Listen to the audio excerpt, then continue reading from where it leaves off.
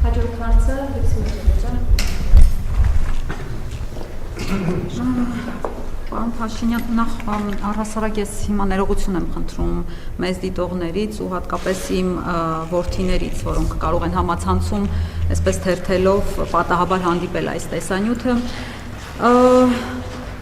Ես հիմա հատվածներ կընթերցեմ ձեր հեղինակած մտքերից H19-րդ երկրի հակառակ կողմը։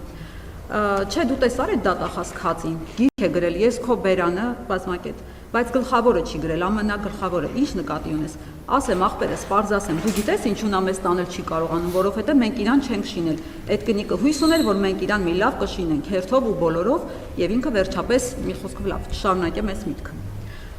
Հետո դուք նկարագրում եք արձանի նկատմամբ ձեր ցանկությունները, ասում եք, որ նա կարծես արձանի այդպես տինքներն եք նկարագրում, բան ու ասում, որ նա կարծես ասում էր վերցրու ինձ։ Դրանից հետո դուք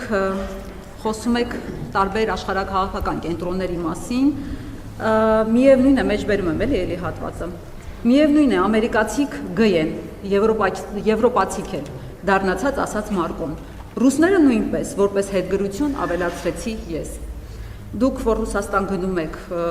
ասում եք Պուտինին, ինչ կարծիք ունեք իրենց մասին։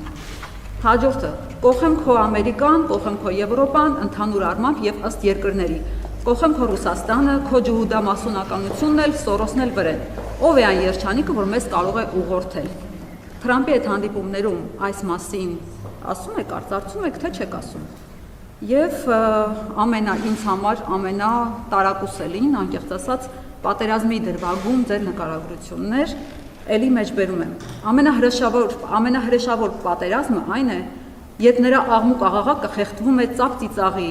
երկու բարի, երաժշտության ու համերգների, պարգևների ու օվացիաների խառնիճաղան ճխորի մեջ։ Այդ ալիքների տակ է, որ խլանում են գերվածների հառաչանքները,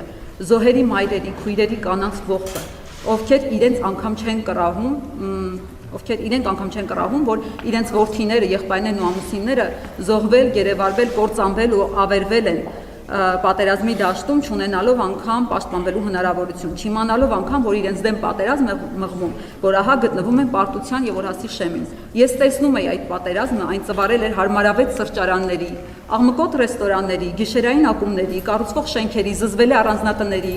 արարողակարգային ժպիտների, մեծ ծծերի, հաստ հետույքների, անամոթ խրախճանքի հետևում։ Ես տեսնում եի այդ պատերազմի զոհերին բոզացած եւ դրանից երջանկացած աղջիկներին, բոզացած եւ դրանից հպարտ տղաների, բոզացած եւ դրանից շոյված մայրերի, բոզացած եւ դրանից արծվածող հայրերի տեսքով։ Զգում էի, որ ինքս էլ սկսում եմ բոզանալ եւ գուցե շուտով նույնքան հպարտ կզգամ ինքս ինձ, որովհետեւ հաղթածի բանակում կլինեմ, կդառնամ խորհրդանիշը այդ պատերազմում բոզության վերջնական եւ անշրջելի հաղթանակի։ Մեջբերման ավարտ։ Դուք նախորոք պլանավորել եք այս ամենը, պարոն Փաշինյան, այս նկարագրությունը, որ հետո մեր զոհվածների, մայրերի լացը, անհետ կորածների, գերիների, հարազատների մեղմ ասած ողբը պիտի խլացվի ձեր զարգաց թմբուկների, ձեր կազմակերպած ֆեստիվալների, ձեր այս խրախճանքների, քեֆերի աղմուկի մեջ։ Այս ամենը պլանավորված է ձեր պարգևատրումների, որի մասին նույնպես խոսել եք։ Շնորհակալ եմ հարցի համար։ Ես ուզում եմ ձեզ ասել, որ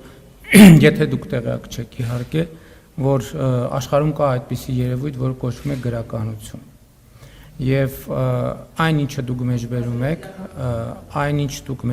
եք, մեջբերումներ են երկրի հակառակ կողմը վեպից, որը ես ինքս հրապարակել եմ իմ նախաձեռնությամբ եւ հրատարակչի գուցե նախաձեռնությամբ 2018 թվականին։ Ես դա չհրապարակված ժամանակ հրապարակել եմ Հայկական ժամանակ օրաթերթում եւ ես ձեզ խորհուրդ եմ տալիս, եթե այդպիսի հետաքրքրություն կա, իմ գրքի քննարկումներ նախկինում եղել են, կարող ենք եւս մեկ քննարկում իրականացնել եւ դուք էլ կարող եք մասնակցել եւ ձեզ հետաքրքրող դիտարկումները անել։ Ես վարչապետի բրիֆինգի ժամանակ չեմ պատրաստվում գեղարվեստական գրականության դրվագներ քննարկել։ Հավանիչ տեսանյութը եւ բաժանորդագրվիչ նորությունները բաց չթողնելու համար